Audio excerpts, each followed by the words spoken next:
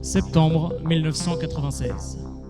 Suite au succès des missions organisées par la NASA au milieu des années 70 avec les sondes Pioneer 10 et 11, l'Agence spatiale européenne et la NASA ont décidé de collaborer au sein de l'OTAN et de créer une agence spéciale. Le but de cette agence, trouver des signes de vie extraterrestres. Le programme HERO, pour Habited Extraterrestrial Research Orbits, va envoyer les premiers humains en orbite extraterrestre. Leur première mission, les lunes galiléennes. Ce sont les 4 plus gros satellites naturels actuellement en orbite autour de Jupiter. Cette expédition durera 11 ans aller-retour. Pour les y emmener, un énorme vaisseau a été développé depuis la fin du programme Apollo. Son nom, le Calypso. C'est un énorme vaisseau de 382 mètres de long, équipé de 7 réacteurs ioniques à propulsion solaire, ce qui libère la même quantité d'énergie qu'une petite étoile.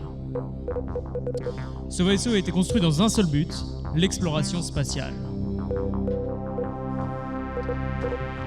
L'équipage recruté par l'OTAN pour cette mission est une véritable mine d'or, composée des meilleurs éléments dans leur domaine.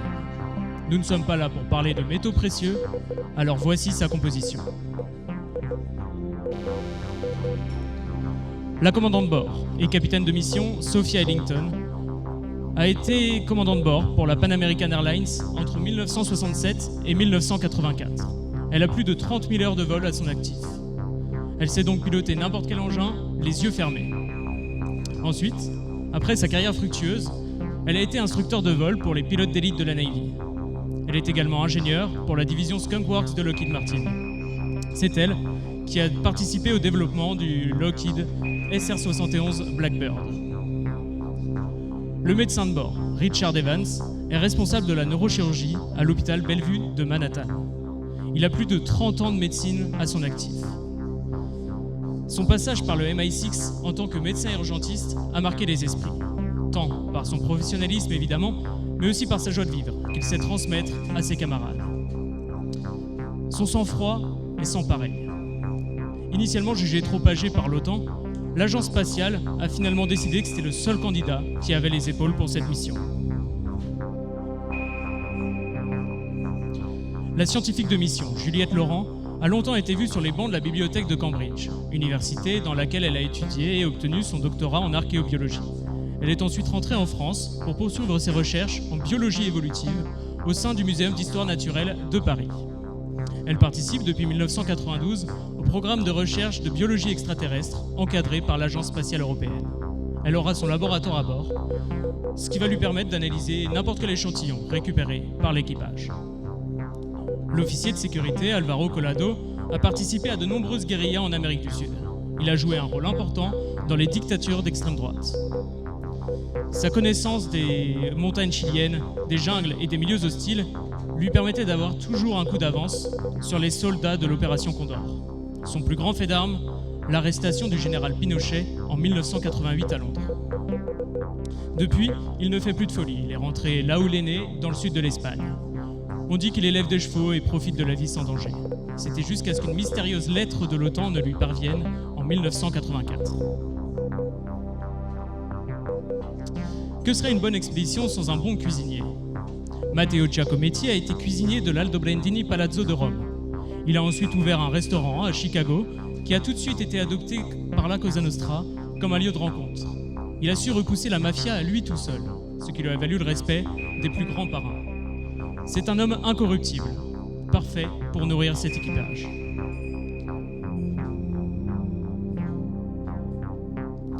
Enfin, pour la première fois dans l'histoire de l'exploration spatiale, un robot sera présent à bord pour piloter tous les systèmes.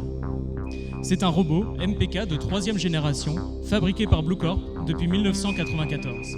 Il se prénomme Jerry.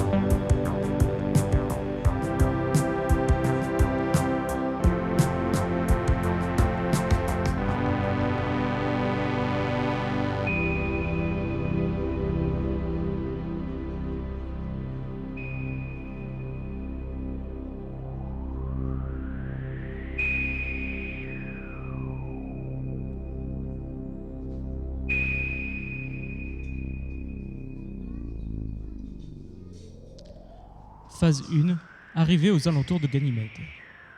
Après 4 ans, 11 mois et 3 heures de trajet, Jerry aperçoit la première destination à travers les instruments du fabuleux Calypso, Ganymède. C'est la 3e lune de Jupiter. Pourtant, dans l'ordre du voyage, c'est celle-ci que notre vaisseau va rencontrer en première. De plus en plus près de Ganymède, Jerry entend comme une espèce de mélodie dans les instruments du Calypso. Pourtant, c'est pour l'instant imperceptible par l'oreille humaine.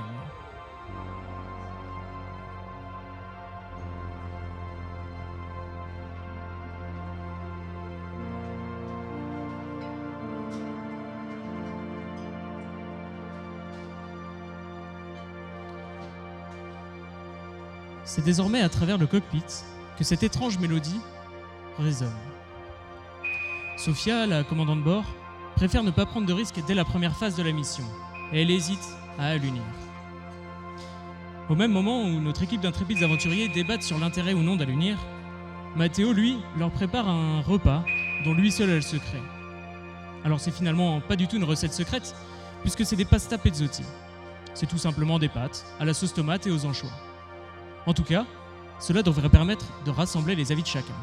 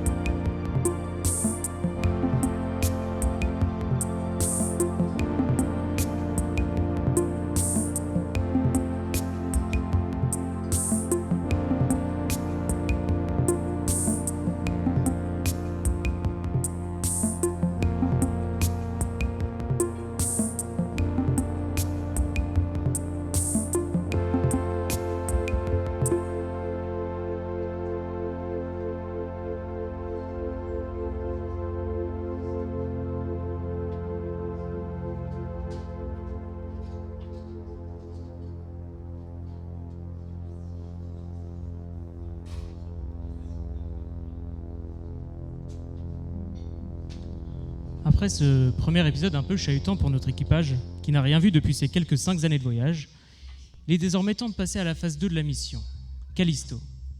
C'est la lune la plus éloignée de Jupiter. Pourtant, dans l'ordre du voyage et selon l'attraction magnétique de la gigantesque planète gazeuse, c'est bien cette lune que nos astronautes vont rencontrer. Cette lune est connue pour avoir un océan liquide à sa surface. Et oui, à sa surface. C'est plutôt à 100 km de profondeur. Finalement, pas du tout la surface. Mais c'est bien grâce à son noyau en silicate que l'océan est rendu liquide. C'est un peu frustrant pour notre équipage qui sait d'avance que ce sera très compliqué de récupérer quelconques échantillons. De plus, grâce aux analyses chimiques de Juliette, cet océan est composé uniquement d'acide sulfurique. Je vous laisse imaginer ce qu'il peut y préserver. Après la traversée compliquée de l'atmosphère, composée de près de 70% de dioxyde de carbone, Sophia parvient, avec l'aide de Jerry, à poser le vaisseau. Les astronautes sont désormais au beau milieu d'un cratère. Juliette, Alvaro et Richard organisent une sortie. L'ordre du jour, percer la surface rocheuse de la Lune pour y insérer une sonde.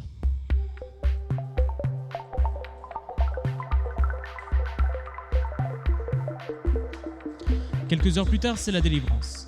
Ils entendent beaucoup de choses à travers cette sonde. Des courants qui font bouger les coquillages, des rythmes continus et surtout une voix, comme un chant de baleine boréale. L'ensemble forme un rythme linéaire dont l'équipage apprécie la mélodie.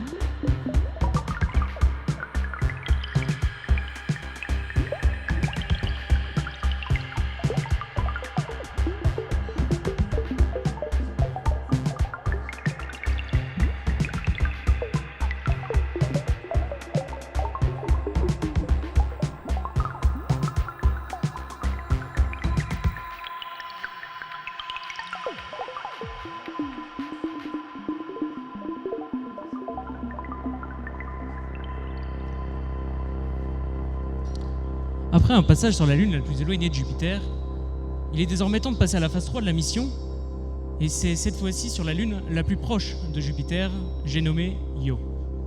Cette Lune est connue pour être extrêmement dense. C'est d'ailleurs l'objet du système solaire comprenant le moins d'eau, après le Soleil bien sûr. Cette Lune est connue pour être constellée de montagnes et de volcans. C'est un véritable paradis pour Juliette, vous vous doutez bien, d'autant plus qu'elle a grandi en Auvergne. Autant vous dire qu'elle y connaît un rayon en volcan. Pendant ce temps, dans le cockpit, Jerry et Sophia préparent la feuille de route. Le vaisseau va réaliser un survol de la caldeira de Guichbar, une énorme fosse volcanique de 9600 km². Avant cela, ils iront sur le volcan Pelée. C'est l'immense tache rouge que l'on peut apercevoir sur les vues satellites dans l'hémisphère sud de la Lune. Ensuite, ils iront voir les volcans Pelée et les volcans Masubi. C'est un volcan dont les panaches de soufre s'élèvent à plus d'une centaine de kilomètres. Entre-temps, ils iront caresser les sommets des monts Bozol, une chaîne de montagnes dont le point culminant s'élève à plus de 17 km. Jerry, qui connaît le vaisseau mieux que quiconque et qui a analysé la planète, conseille à Sophia de ne pas trop s'approcher des volcans. En effet, les hauts taux de dioxygène atomique et de soufre rendent l'atmosphère particulièrement instable, pour ne pas dire explosive. Un décollage dans ces zones ferait immédiatement partir l'équipage en fumée.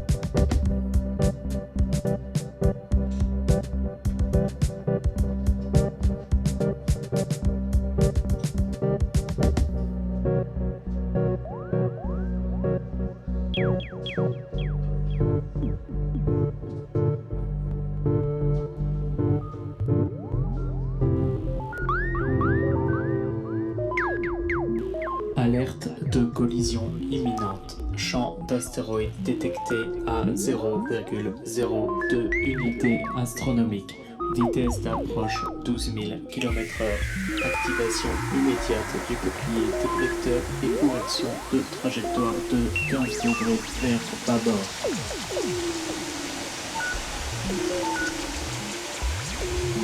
Alerte de collision imminente. Champ d'astéroïde détecté à 0,02 unités astronomiques. Vitesse d'approche 12 000 km/h. Activation immédiate du bouclier détecteur et correction de trajectoire de 15 degrés vers bâbord.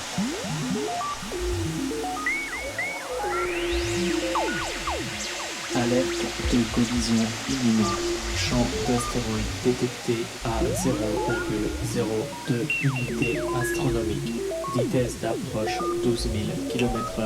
Activation immédiate du bouclier détecteur et correction de trajectoire de 15 degrés vers bâbord.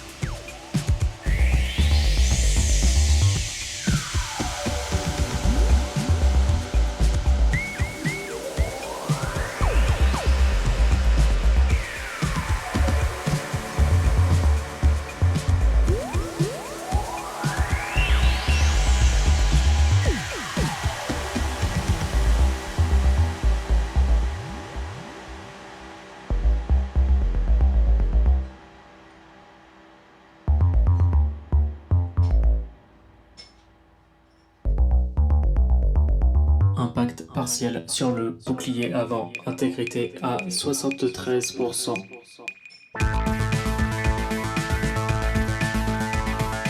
Astéroïde de masse moyenne détecté à tribord, trajectoire croisée dans 4,2 secondes.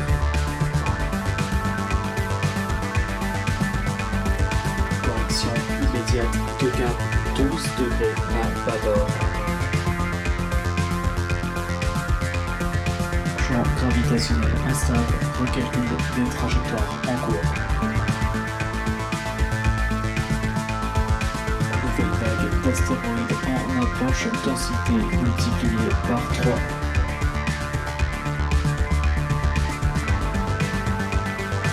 Activer manœuvre d'évitement automatique Eclipse.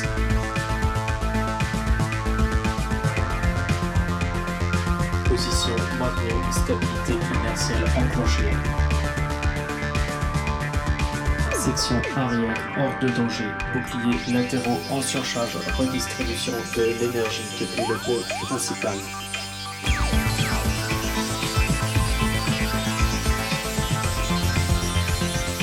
Nous approchons de la sortie du choc à 47 secondes de l'hiver.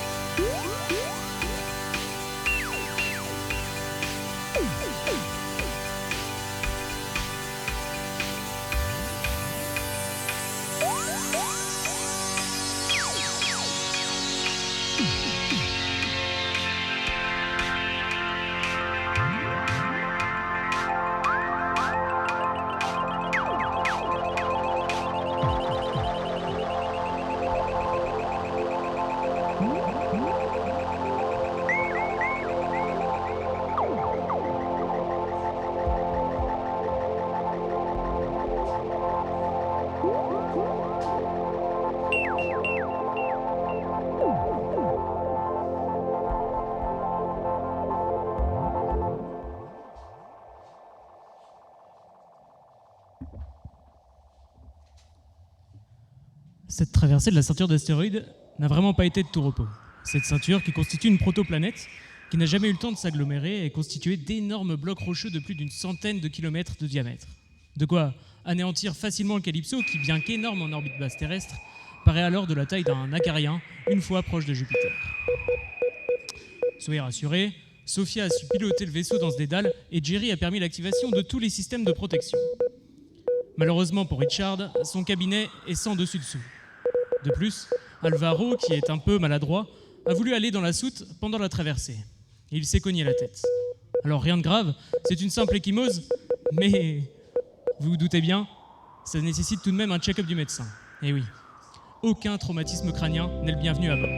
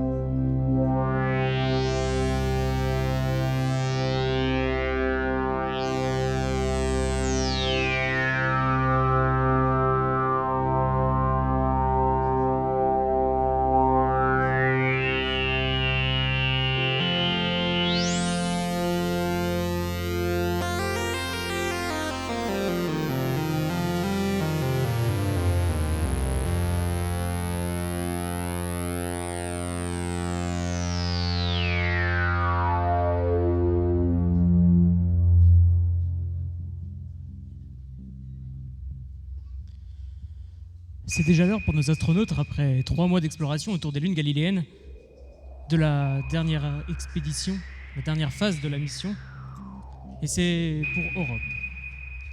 C'est la plus petite des 4 lunes galiléennes, et à l'inverse de Io et de ses satellites précédents, sa surface est parfaitement lisse, à part pas mal de stries glaciaires. L'équipage ressent beaucoup de mélancolie à l'approche de la Lune.